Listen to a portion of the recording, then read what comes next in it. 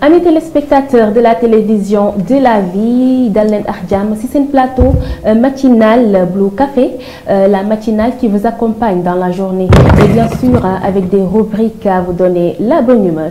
Mais comme chaque fois, je suis accompagnée ak sama ñaari gars. À ma droite, DJ Medzo, assalamu alaikum. Waaleykum salaam. nuyu naa la bu baax a baax. J'espère que yaa ngi si jàmm bu baax. Alhamdulillah. Bon ñu def ko comme diñ ko daan faral daan defee rek am chers téléspectateurs de Blue TV. Nous avons l'honneur et le plaisir jàkkaarloo ak yéen nee naa la chaque matin fii lay xewee Blue Café nee naa la toogal fi nga toog tàngal sa café ba mu tàng nga jàkkaarloo ñaari doomu penn naari ñu bégal la. Fii lay xewee 100% ambiance Blue Café. DJ Medzo noonu rek lay xel di nuyoo comme chaque fois.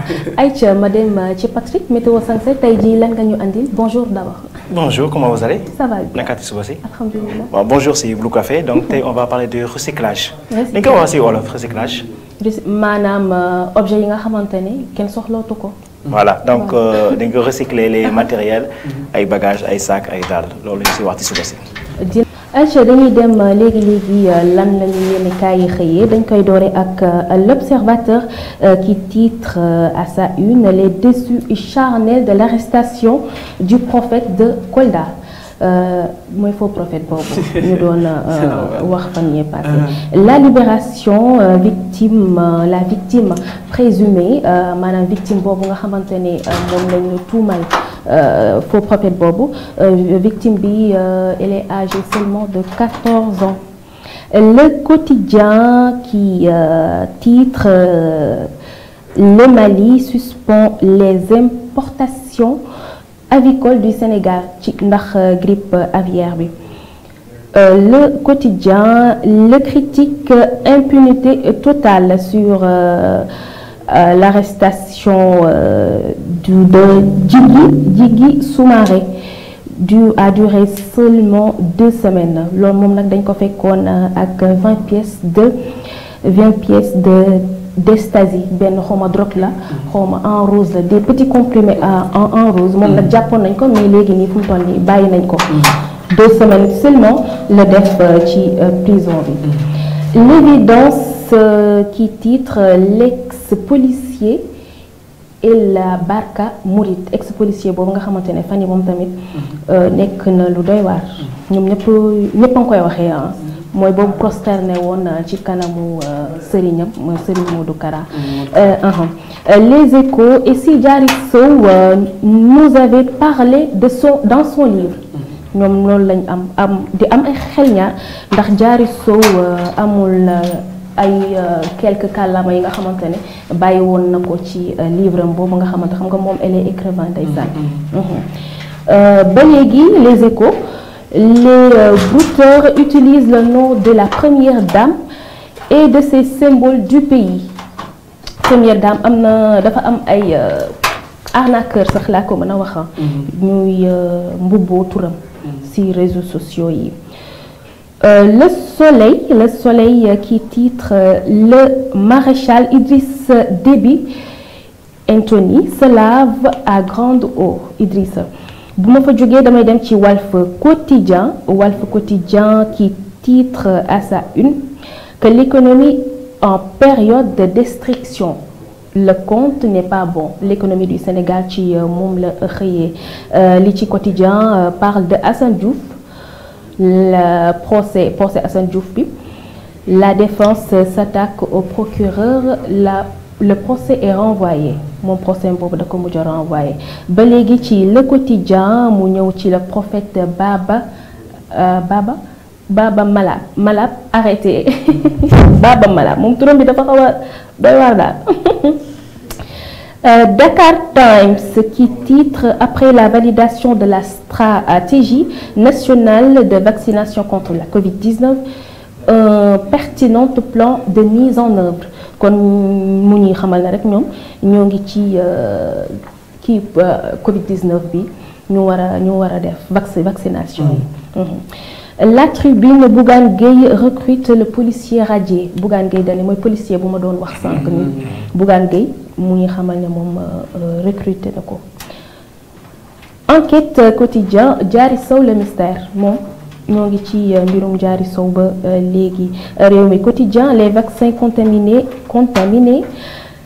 par le virus de l'infox Serigne Modou Kara moom tamit moo yëkkati ay mbëbët contre Covid-19 bi muy coronavirus muy wax ay règles barrières yi ñu respecté ko et tout ku ci bëgg xam lu xët bu yaatu rek ñu daal di dem ci yéenekaay yi suñu lamb pour jeexal kii bi Gaston Mbengue retient le 4 avril est-ce que xëy na dafay am lu mu préparé daa mel ne Gaston Mbengue le 4 ayca loolu laa leen andi woon tey ci xëtu yéenekaay yi Mouhamed.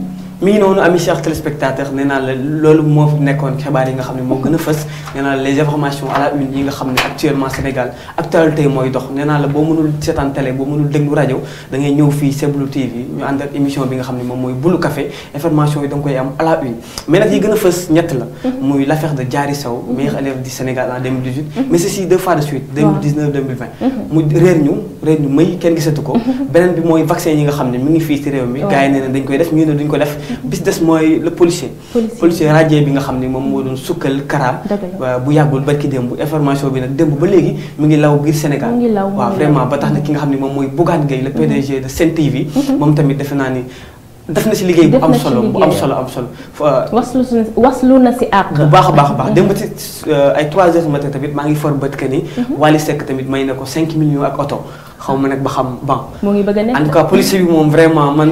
moo ngi bëgg a nekk à ta place daal vraiment. doon na loo xam ni actuellement daal. ah Patrick moo ngi bëgg a nekk mi ngi lëmbay dëkk bi carrément. tekki na sax waaw mi ngi lëmbay dëkk bi mais nag ça moom nous les communicateurs. gisewuñ ko loo xam ne lu juste la.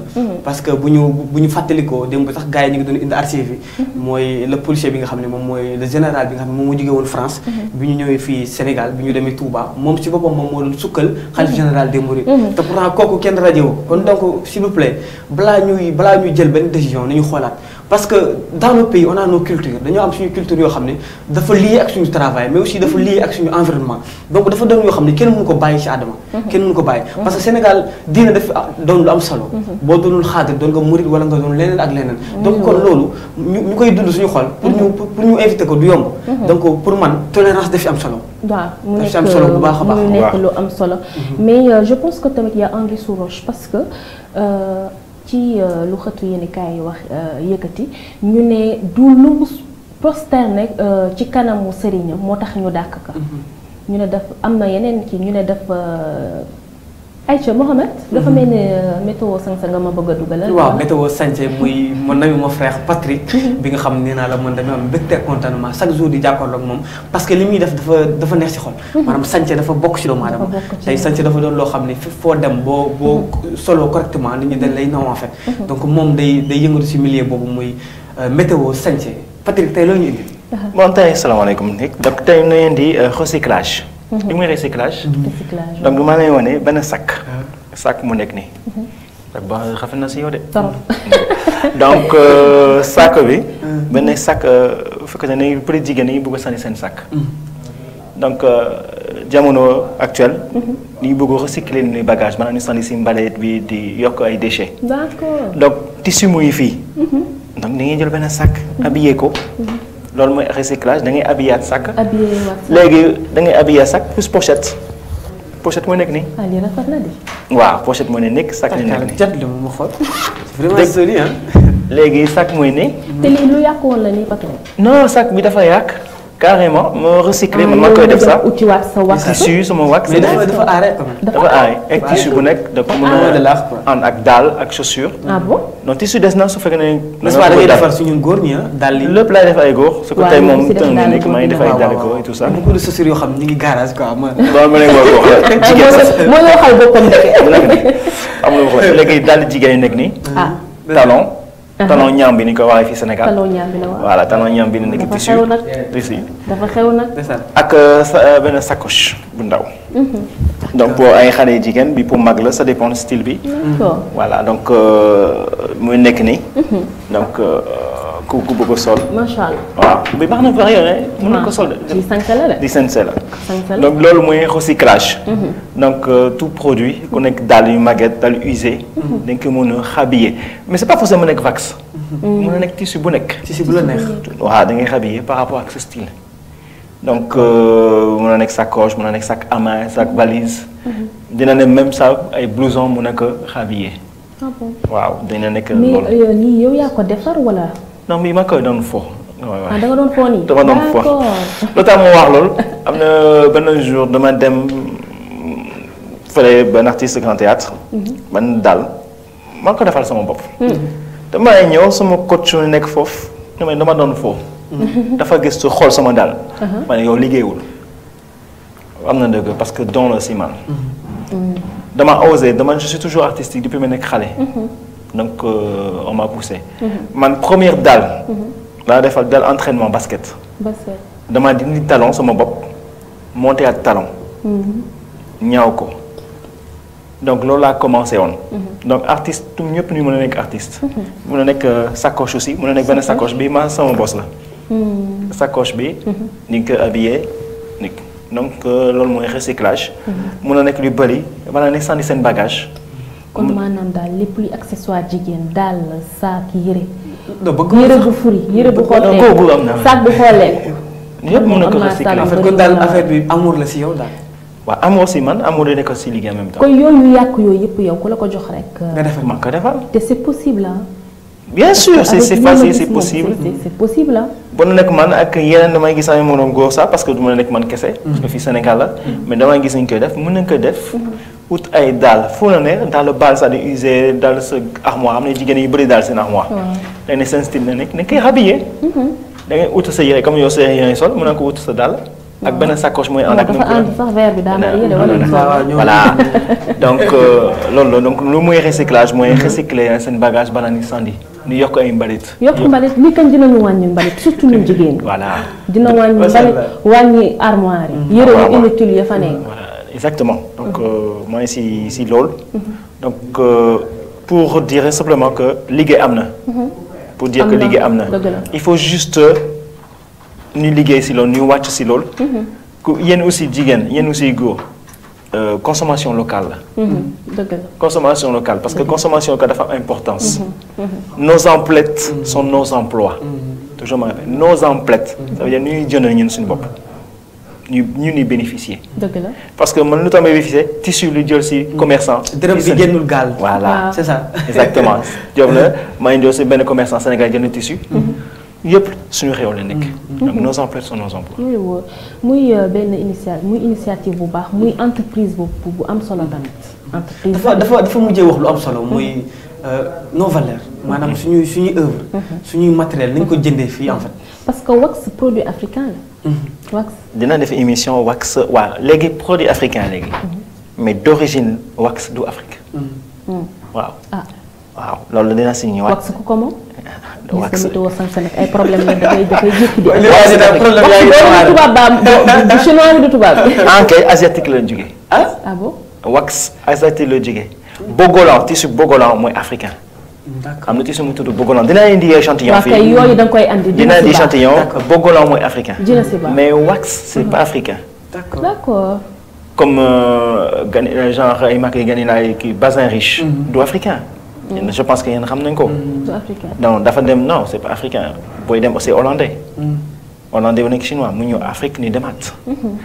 parce que loolu nii am na benn histoire ne raconté. benn waay dem sol Bazin Riche dem si table fekkate ni table nga ko tekkoon. moom muy sol Bazin Riche grand boobu kontaan na. mu ñëw si table tubaab mu nekk benn Bazin Riche si table bi. dafa rus moom dafa ne tout sol yére wala petit tubaab. waaye donc il faut toujours ñu rechercher. suñu culture suñu yére. foo ñu jógee man dem na si Seereer Safen. ma ne ana seen boucle d'oreille seen jaaro traditionnel. ñoom mënatuñoo xam fu ñu nekk.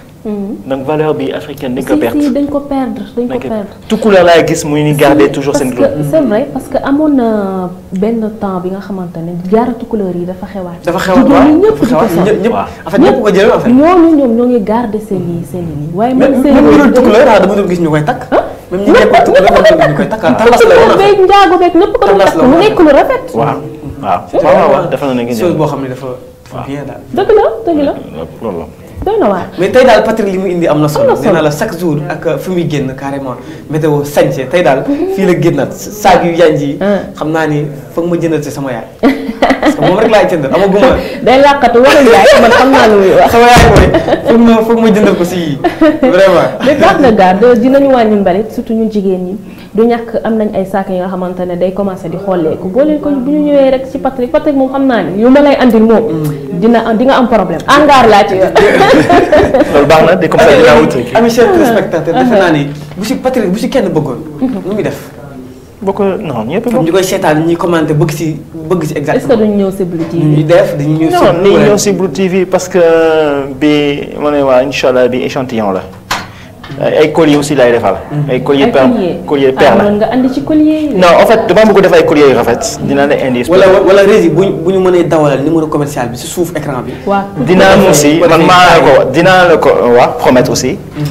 waa commercial dinaa indi sac. d'accord pour yenn yi def cadeau seen auditrice. d'accord ak auditeur. ah c'est bien. donc dina am cadeau fii mu nekk collier ne nekk après commercial aussi ku ko bëgg ñu ñëw ak seen marchandise man dina ko defal ñuy waxtaan.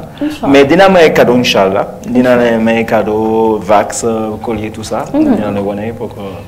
incha allah ayca tey seen rubrique météo santé avec Patrick gis nga dañuy découvrir chaque fois ay affaires yu amul. chaque fois dañuy.